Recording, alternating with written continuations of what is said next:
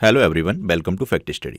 आज की इस वीडियो में हम डिस्कस करने वाले हैं यूपीएसआई 2025 के लिए करंट अफेयर्स का नेक्स्ट पार्ट, जो कि हमारा है 25वां पार्ट। इससे पहले हम 24 पार्ट डिस्कस कर चुके हैं, जिसमें हमने जनवरी से लेकर जुलाई तक का करंट अफेयर्स डिटेल में डिस्कस किया है।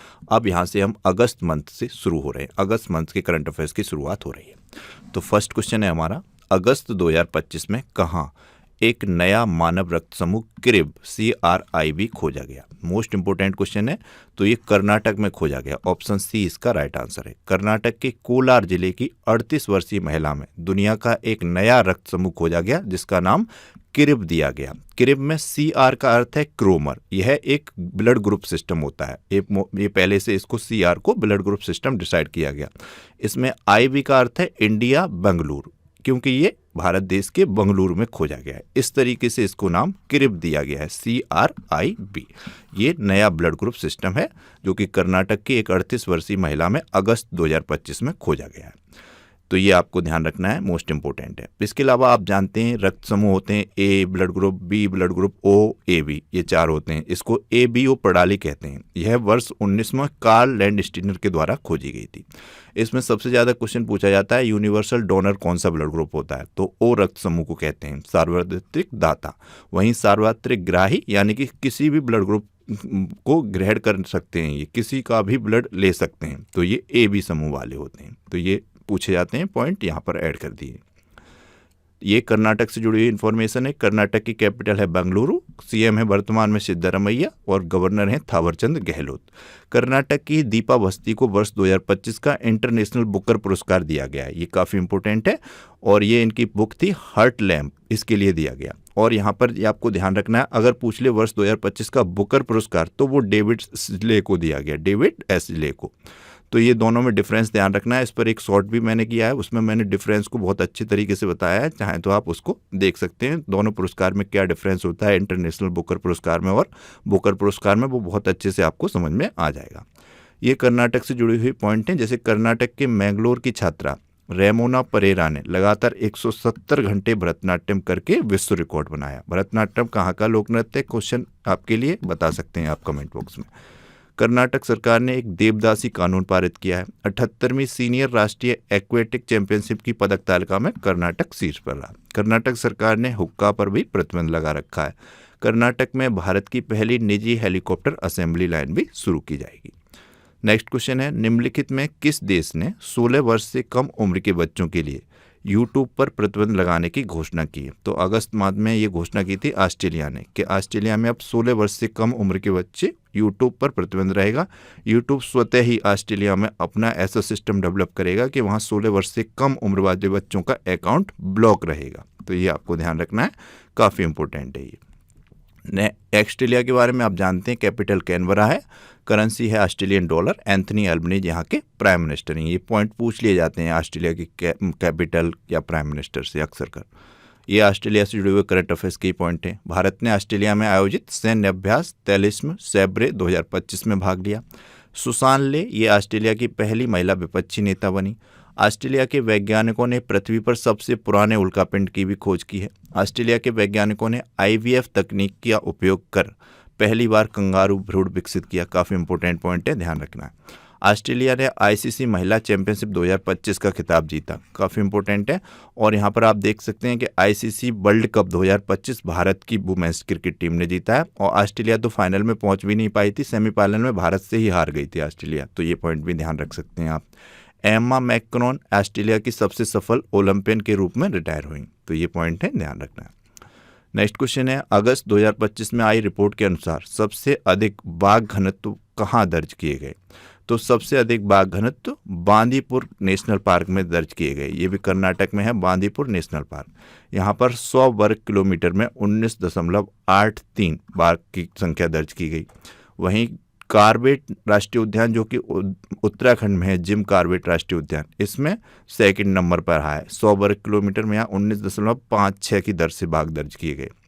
काजीरंगा नेशनल पार्क ये असम का है, एक सींग वाले गैंडे के लिए प्रसिद्ध है। यहाँ पर 100 वर्ग किलोमीटर में 18.65 बाघ की दर दर्ज की गई, ये तीसरे स्थान पर रहा। तो इस तरीके से ये रिपोर्ट आई 2025 की, जिसमें बाघ घनत्व के बारे में पूछा गया। यहाँ से पॉइंट हैं, ये काफ़ी इंपॉर्टेंट हैं, ये पूछे जाते हैं। बांदीपुर नेशनल पार्क की बात की जाए तो ये जब प्रोजेक्ट टाइगर 1973 आया था उसी टाइम इसको टाइगर रिजर्व के रूप में घोषित कर दिया गया था। तो प्रोजेक्ट टाइगर से पूछ लिया जाता है क्वेश्चन कब आया था, तो 1973 में आया था, ये पॉइंट भी ध्यान रखिए। नेक्स्ट क्वेश्चन है, अगस्त 2025 में किसने तीसरी बार डॉक्टर BC रॉय ट्रॉफी जीती? तो ये डॉक्टर BC रॉय ट्रॉफी किस खेल से संबंधित है, बहुत बार क्वेश्चन पूछा गया है। तो ये फुटबॉल से संबंधित ट्रॉफी है, ध्यान रखिएगा। और ये तीसरी बार मणिपुर ने जीत ली है 2025 की, पश्चिम बंगाल को हराकर। ये ट्रॉफी 15 साल से कम उम्र के लड़कों के लिए खेली जाती है। इसमें अखिल भारतीय फुटबॉल महासंघ के सदस्य, राज्य और केंद्र शासित प्रदेश की फुटबॉल टीमें भाग लेती हैं, 15 साल से कम उम्र वाले स्टूडेंट्स। नेक्स्ट क्वेश्चन है, भारतीय तटरक्षक बल के लिए देश के पहले स्वदेशी होवरक्राफ्ट का निर्माण किस राज्य में शुरू हुआ? तो ये गोवा राज्य में शुरू हुआ है, ऑप्शन बी राइट आंसर है। भारतीय तटरक्षक बल के लिए देश का पहला स्वदेशी होवरक्राफ्ट गोवा राज्य में निर्मित हो रहा है। वर्ष 2025 में किस राज्य सरकार ने गाय के गोबर से कपड़ा और बायोप्लास्टिक बनाने की पहल शुरू की? मोस्ट इंपोर्टेंट क्वेश्चन है, देखिए पर्यावरण की दृष्टि से जुड़ा हुआ है। तो ये उत्तर प्रदेश सरकार ने की है। गाय के गोबर से कपड़ा और बायोप्लास्टिक बनाने की पहल उत्तर प्रदेश सरकार में की गई है, ऑप्शन बी राइट आंसर है।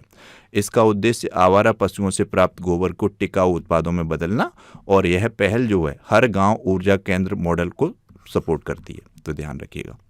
यूपी से रिलेटेड ये जानते हैं आप, कैपिटल लखनऊ है, CM योगी आदित्यनाथ है, और आनंदीबेन पटेल यहाँ की गवर्नर हैं, जिनकी जो ऑटोबायोग्राफी है उसका नाम है चुनौतियाँ मुझे पसंद हैं, काफ़ी इंपॉर्टेंट है, जिसकी प्रस्तावना प्रधानमंत्री मोदी ने लिखी है। उत्तर प्रदेश में लोकसभा की सीटें 80 हैं, राज्यसभा की सीटें 31 हैं, विधानसभा की सीटें 403 हैं। यूपी से जुड़े हुए करंट अफेयर्स के पॉइंट हैं, जैसे कि उत्तर प्रदेश की कैबिनेट ने महिलाओं की संपत्ति पर, महिलाओं के नाम अगर कोई संपत्ति खरीदी जाएगी तो उस पर 1% स्टाम्प शुल्क की छूट दी है, 1 करोड़ तक की संपत्ति पर, यह ध्यान रखिएगा। उत्तर प्रदेश सरकार ने बांग्लादेश हिंदू शरणार्थी परिवारों को भूमि अधिकार भी दिए हैं।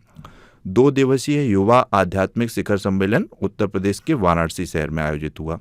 75 में प्रधानमंत्री दिव्यांग केंद्र का उद्घाटन उत्तर प्रदेश के बदायूं में किया गया। भारतीय सेना ने मेरठ में शक्तिशाली सैन्य प्रदर्शन प्रचंड शक्ति का आयोजन किया, काफ़ी इंपॉर्टेंट है ये।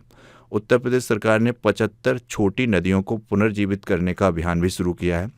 अमेरिका में विश्व पुलिस और अग्निशमन खेलों में उत्तर प्रदेश की पुलिस ने सर्वाधिक पदक जीते। UP international trade show 2025 greater Noida में होगा। नेक्स्ट क्वेश्चन है, वर्ष 2025 में किस राष्ट्रीय उद्यान ने भारत की पहली चारागाह पक्षी जनगणना आयोजित की? तो ये काजीरंगा राष्ट्रीय उद्यान में आयोजित की गई है, ऑप्शन बी इसका राइट आंसर है। असम में है ये काजीरंगा राष्ट्रीय उद्यान, और ये एक सींग वाले गैंडे के लिए विशेष तौर पर फेमस है। नेक्स्ट क्वेश्चन है, अगस्त 2025 में ऑपरेशन मुस्कान 11 के तहत किस राज्य की पुलिस ने 7600 बच्चों को बचाया? देखिए पुलिस से रिलेटेड आपका भी एग्जाम है और पुलिस से रिलेटेड ही ये क्वेश्चन है।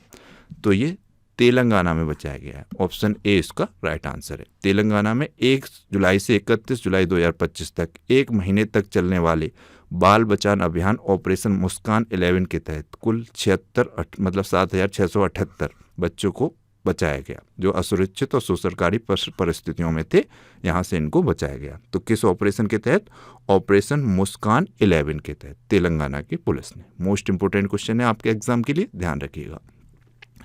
नेक्स्ट क्वेश्चन है, वर्ष 2025 में कहाँ इसरो के उच्च ऊंचाई वाले एनालॉग मिशन का नाम है होप मिशन, इसका उद्घाटन किया गया? तो ये लद्दाख में किया गया, ऑप्शन सी इसका राइट आंसर है। इसरो के अध्यक्ष डॉक्टर V नारायण ने लद्दाख के तशोकर में इसरो के उच्च ऊंचाई वाले एनालॉग मिशन होप का उद्घाटन किया। ये डायरेक्ट क्वेश्चन आपको एग्जाम में मिलेगा, होप मिशन किससे संबंधित है या किसने इसको लॉन्च किया, इस तरीके से। तो ध्यान रखिएगा, इसरो के द्वारा लॉन्च किया गया है, तो ये लद्दाख में किया गया। ये इसरो से जुड़े हुए मोस्ट इंपोर्टेंट पॉइंट हैं, यहाँ पर मैंने ऐड किए हैं।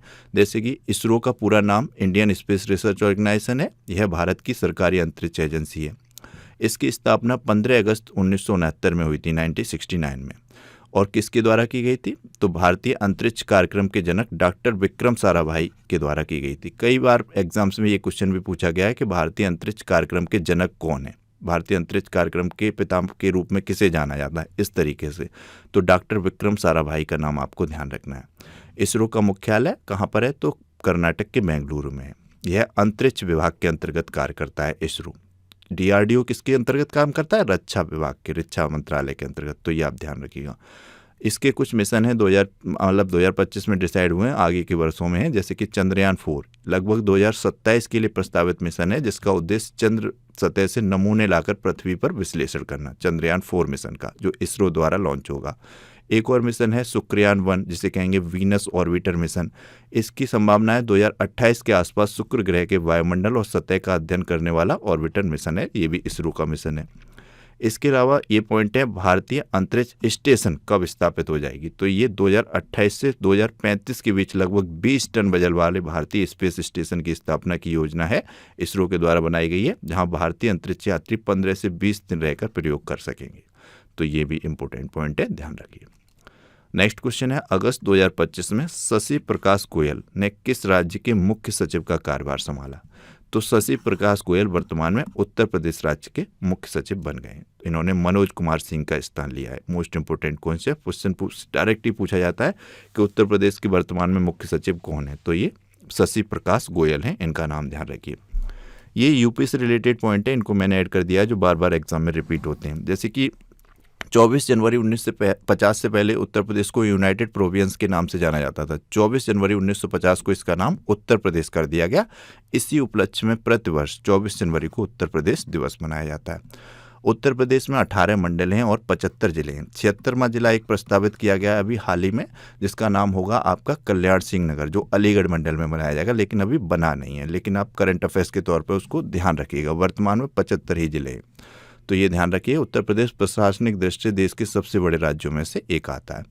उत्तर प्रदेश राज्य का राजकीय नृत्य कथक है, राजकीय पशु बारहसिंगा है, राजकीय पक्षी सारस है, राजकीय वृक्ष अशोक है, राजकीय पुष्प पलाश है, राजकीय खेल हॉकी है। देखिए इस लाइन से मैं अभी आपको नोट करवा दे रहा हूँ, जैसे कि आपका एग्जाम अभी फॉर्म पढ़ रहे हैं आपके होमगार्ड वाले, तो उसमें देखिए इस लाइन से ही आपको एक प्रश्न मिलेगा, आप नोट कर लीजिए, गारंटी से मैं कह रहा हूँ। और इस पूरी स्लाइड से 2 से 3 प्रश्न मिलेंगे, अभी लिख लीजिए आप, गारंटी से कह रहा हूँ मैं इस बात को। नेक्स्ट पॉइंट है हमारा, उत्तर प्रदेश की आधिकारिक भाषा हिंदी है और द्वितीय राजभाषा उर्दू है, जिसको 1989 में बनाया गया था। ये वर्ष भी ध्यान रखनी है, कई बार एग्जाम में पूछी गई है। उत्तर प्रदेश की द्वितीय राजभाषा उर्दू किस वर्ष में बनी, तो ये 1989 में बनी। उत्तर प्रदेश उत्तरी भारत में स्थित है और इसके मतलब पड़ोसी राज्य बता दिए, ये कितने राज्यों के साथ सीमा साझा करता है, तो 8 राज्यों के साथ करता है, जैसे कि उत्तराखंड, हिमाचल प्रदेश, हरियाणा, राजस्थान, मध्य प्रदेश, छत्तीसगढ़, बिहार, झारखंड, और एक केंद्र शासित प्रदेश दिल्ली के साथ, इस तरीके से। और एक अंतर्राष्ट्रीय सीमा साझा करता है नेपाल के साथ उत्तर प्रदेश। तो ये यहाँ से भी पॉइंट बनते हैं, क्वेश्चन ध्यान रखिएगा। उत्तर प्रदेश भारत का सबसे बड़ा खाद्यान्न उत्पादन राज्य है। गेहूं, चावल, गन्ना इन फसलों में अग्रणी स्थान रखता है। दूध उत्पादन में भी उत्तर प्रदेश शीर्ष पर है। ये कुछ पूछ लिए जाते हैं। उत्तर प्रदेश का आईटी हब किसे कहा जाता है, तो ग्रेटर नोएडा को कहा जाता है। चमड़ा उद्योग के रूप में उत्तर प्रदेश में कौन फेमस है, तो ये कानपुर है। कांच नगरी के रूप में फिरोजाबाद फेमस है। बनारस सिल्क के रूप में बनारस। पीतल नगरी के रूप में उत्तर प्रदेश का मुरादाबाद शहर। ताला नगरी के रूप में अलीगढ़ शहर। तो ये पॉइंट है, आप ध्यान रखिएगा, मोस्ट इंपोर्टेंट है। नेक्स्ट क्वेश्चन है, कहाँ पर शुभांशु शुक्ला के नाम पर एक नई सड़क का नाम रखा जाएगा। वेरी इंपॉर्टेंट क्वेश्चन है। तो ये लखनऊ के ही हैं शुभांशु शुक्ला, इनके नाम पर लखनऊ में एक नई सड़क का नाम रखा जाएगा। क्यों रखा जा रहा है, जुलाई 2025 में शुभांशु शुक्ला AX4 मिशन, जिसको कहते हैं एक्सियोम मिशन 4 के मिशन पायलट के रूप में अंतर्राष्ट्रीय अंतरिक्ष स्टेशन पर गए थे, जहां पर पहुंचने वाले वे पहले भारतीय बने थे। कहां पर पहुंचने वाले, अंतर्राष्ट्रीय अंतरिक्ष स्टेशन पर, जबकि अंतरिक्ष में जाने वाले या पृथ्वी की कक्षा में जाने वाले दूसरे व्यक्ति बने थे। इनसे पहले राकेश शर्मा जा चुके थे 1984 में। राकेश शर्मा अंतरिक्ष में जाने वाले पहले भारतीय बने थे पृथ्वी की कक्षा में। लेकिन अंतर्राष्ट्रीय अंतरिक्ष स्टेशन पर पहले व्यक्ति बने थे शुभांशु शुक्ला। तो ये इस तरीके से आप डिफरेंस ध्यान रखिएगा, मोस्ट इंपोर्टेंट है। तो ये लखनऊ के हैं, तो इनके सम्मान में, शुभांशु शुक्ला के सम्मान में लखनऊ में एक सड़क का नामकरण होगा, नाम रखा जाएगा। यह सड़क, जिनका नाम शुभांशु शुक्ला मार्ग होगा, त्रिवेणी नगर में स्थित होगी, सीधे उनके पैतृक घर तक जाएगी, इस तरीके से। नेक्स्ट क्वेश्चन है, अगस्त 2025 में नीलगिरी श्रेणी का तीसरा जहाज, इसका नाम है INS हिमगिरी। ये नाम आप ध्यान रखिएगा। जो नीलगिरी श्रेणी का तीसरा जहाज है, ये भारतीय नौसेना को कहाँ पर सौंपा गया, तो ये कोलकाता में भारतीय नौसेना को सौंप दिया गया नीलगिरी श्रेणी का तीसरा जहाज, जिसका नाम है INS हिमगिरी। मोस्ट इंपोर्टेंट है। अगस्त 2025 में किस मंत्रालय ने अपना घर नामक महत्वाकांक्षी पहल शुरू की? पहल का नाम है अपना घर। तो ये पेट्रोलियम एवं प्राकृतिक गैस मंत्रालय के द्वारा शुरू की गई पहल है जिसका नाम है अपना घर। तो ये ध्यान रखिएगा, इस तरीके के क्वेश्चन एग्जाम में पूछे जाते हैं। तो ये पेट्रोलियम प्राकृतिक गैस मंत्रालय वर्तमान में किसके पास है, इसके मंत्री कौन है? तो आप बता सकते हैं, वैसे मैं ही बता देता हूँ, हरदीप सिंह पुरी हैं। ईजी है, कोई कठिन नहीं। नेक्स्ट क्वेश्चन है 71वें राष्ट्रीय फिल्म पुरस्कारों में किसने सर्वश्रेष्ठ अभिनेता का पुरस्कार जीता? तो ये विक्रांत मैसी और शाहरुख खान दोनों ने जीता है संयुक्त रूप से। तो उपयुक्त दोनों, ऑप्शन सी इसका राइट आंसर हो जाएगा। तो 71वें राष्ट्रीय फिल्म पुरस्कार के बारे में थोड़ा सा जान लेते हैं। सर्वश्रेष्ठ अभिनेता तो रहे हैं शाहरुख खान जवान फिल्म के लिए और Vikrant Massey twelfth fail film के लिए। और सर्वश्रेष्ठ अभिनेत्री का पुरस्कार 71वें राष्ट्रीय फिल्म पुरस्कारों में जीता है रानी मुखर्जी ने, मिसेज चटर्जी वर्सेस नॉर्वे में। ये काफ़ी बड़े पुरस्कार हैं, यहाँ से क्वेश्चन बनते हैं, डायरेक्ट राष्ट्रपति जी सम्मानित करती हैं इनको। तो ये नई दिल्ली में आयोजित होते हैं, मोस्ट इंपॉर्टेंट हैं ये। और इसी में 71वें राष्ट्रीय फिल्म पुरस्कारों में दादा साहब फाल्के पुरस्कार दिया गया मोहनलाल को। और सर्वश्रेष्ठ निर्देशन का पुरस्कार जीता सुदीप्ता सेन ने द केरला स्टोरी के लिए। सर्वश्रेष्ठ फीचर फिल्म रही इसमें ट्वेल्थ फेल। और फिर कैटेगरीज वाइज फिल्में आ जाती हैं कुछ, जैसे सर्वश्रेष्ठ फीचर फिल्म तो हो गई ट्वेल्थ फेल। फिर सर्वश्रेष्ठ हिंदी फिल्म रही कटहल अ जैक फ्रूट मिस्ट्री। सर्वश्रेष्ठ तेलुगु फिल्म रही भगवंत केसरी। सर्वश्रेष्ठ गुजराती फिल्म रही वज। सर्वश्रेष्ठ तमिल फिल्म रही पार्किंग। और बेस्ट पॉपुलर फिल्म, ये मोस्ट इंपोर्टेंट है, रॉकी और रानी की प्रेम कहानी रही। और बेस्ट शॉर्ट मूवी रही गिद्ध द स्क्वेंजर। तो ये पॉइंट है, यहाँ से आपको क्वेश्चन जरूर मिलेंगे एग्जाम में, ध्यान रखिएगा। नेक्स्ट क्वेश्चन है अगस्त 2025 में नोएडा की पहली महिला जिला अधिकारी कौन बनी? नोएडा उत्तर प्रदेश में आता है, आप सब जानते हैं, मोस्ट इंपोर्टेंट है, आईटी हब के रूप में जाना जाता है। तो पहली बार यहाँ की जिला अधिकारी बनी है मेधा रूपम, मोस्ट इंपोर्टेंट है। तो आप बता सकते हैं मेधा रूपम किन की बेटी हैं? वर्तमान में ये वर्तमान में जो भारत के मुख्य निर्वाचन आयुक्त हैं उनकी बेटी हैं। तो उनका नाम बताइएगा। वर्तमान में भारत के मुख्य निर्वाचन आयुक्त कौन है, बहुत ज़्यादा पॉपुलर रहे हैं और कौन से नंबर के रहे हैं वो मुख्य निर्वाचन आयुक्त? ये क्वेश्चन है आपके लिए। नेक्स्ट क्वेश्चन है अगस्त 2025 में भारत का पहला make in India green hydrogen plant कहाँ शुरू हुआ? तो भारत का पहला मेक इन इंडिया, पूरी तरीके से भारत में निर्मित ग्रीन हाइड्रोजन प्लांट ये गुजरात राज्य में शुरू हुआ है। ऑप्शन सी इसका राइट आंसर है, मोस्ट इंपोर्टेंट है। वर्ष 2025 में किस देश में सबसे अधिक अंगदान का पुरस्कार जीता? मतलब किस देश में सबसे अधिक अंगदान का पुरस्कार मिला है? तो वर्ष 2025 में भारत देश में सबसे अधिक अंगदान का पुरस्कार तेलंगाना राज्य ने जीता है। ऑप्शन ए राइट आंसर है। मोस्ट इंपोर्टेंट क्वेश्चन है ये, चाहे किसी भी एग्जाम में आप बैठने जा रहे हो।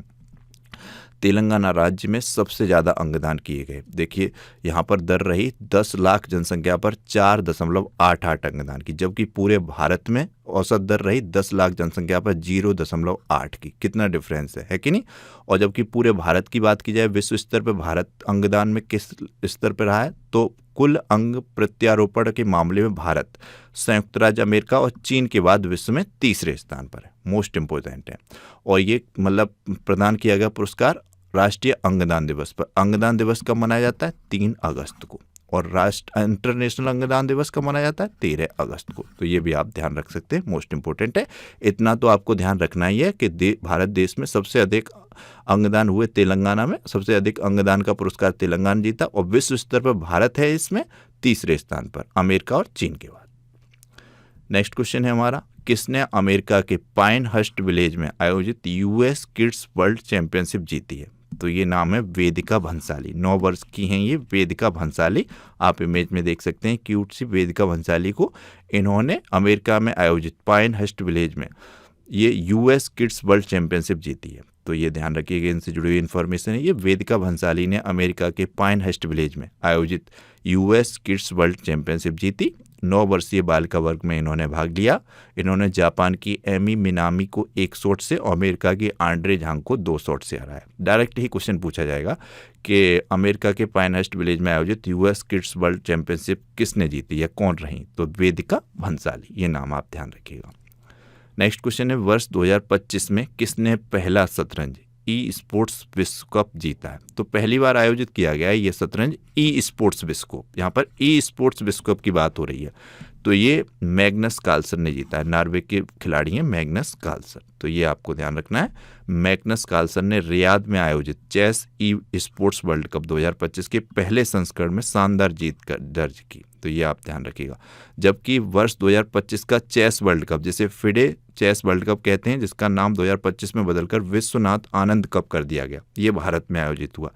तो ये उज्बेकिस्तान के 19 वर्षीय खिलाड़ी जवोरक सिंदारफ ने जीता है। मैंने आपको बताया है कई बार, मोस्ट इंपोर्टेंट है। जबकि वर्ष 2025 का वुमेन्स वर्ल्ड कप, जो कि आपका जीता है भारत की दिव्या देशमुख ने, उनका नाम भी आपको ध्यान रखना है। मोस्ट इंपोर्टेंट है ये नाम आपके लिए। लेकिन फिडे वर्ल्ड कप पुरुष वर्ग वाला भारत में आयोजित हुआ था, वो आप विशेष तौर पर ध्यान रखिएगा।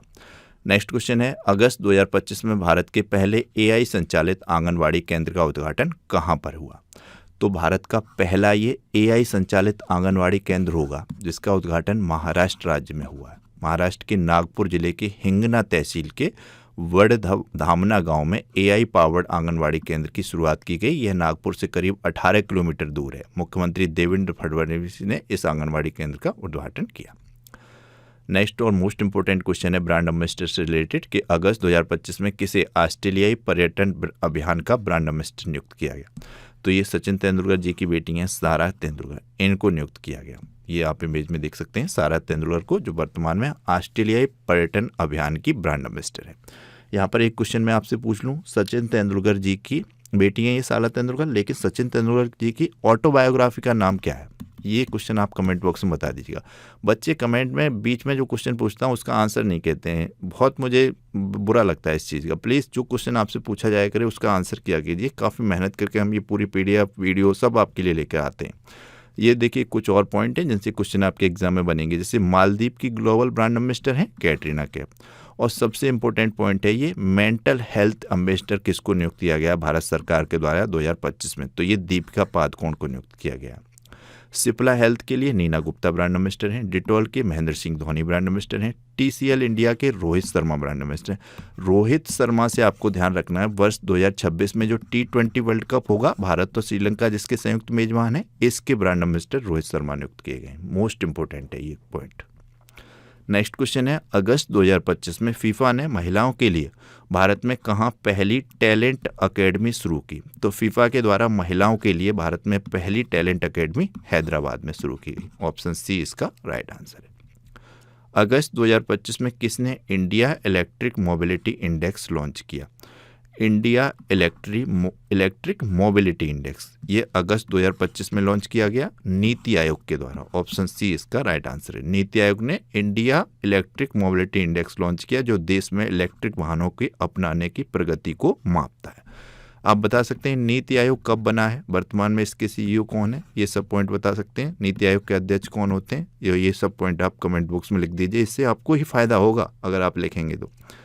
नेक्स्ट क्वेश्चन है, अगस्त 2025 में कौन दुनिया का 5वां सबसे बड़ा विमानन बाजार बन गया? तो ये भारत देश बन गया है। ऑप्शन सी इसका राइट आंसर है। भारत के बारे में आप जानते हैं, ये प्यारा सा देश भारत है। कर्क रेखा यहाँ से गुजरती है भारत के 8 राज्यों से। कौन से 8 राज्य हैं वो कमेंट बॉक्स में आप लिख सकते हैं चाहें तो। वर्तमान में भारत का UPI जो है वीज़ा को पछाड़कर आगे निकल गया है। इस तरीके से प्रेस स्वतंत्रता सूचकांक में भारत 191वें स्थान पर है। हेनली पासपोर्ट इंडेक्स में भारत की वर्तमान में रैंक 77वीं। इस तरीके से ये पॉइंट है।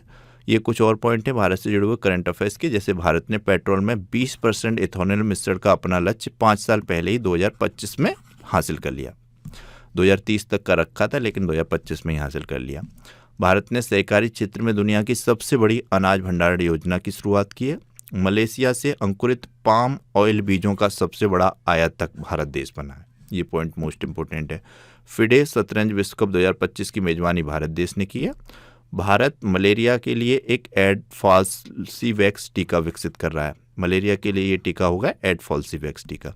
इंटरनेट स्पीड मामले में भारत 26वें स्थान पर है। भारत ने दुनिया की पहली पारंपरिक ज्ञान डिजिटल लाइब्रेरी शुरू की है। भारत की अंडर-20 फ्री स्टाइल कुश्ती टीम ने अंडर-20 चैंपियनशिप में दूसरा स्थान हासिल किया। तो ये पॉइंट है।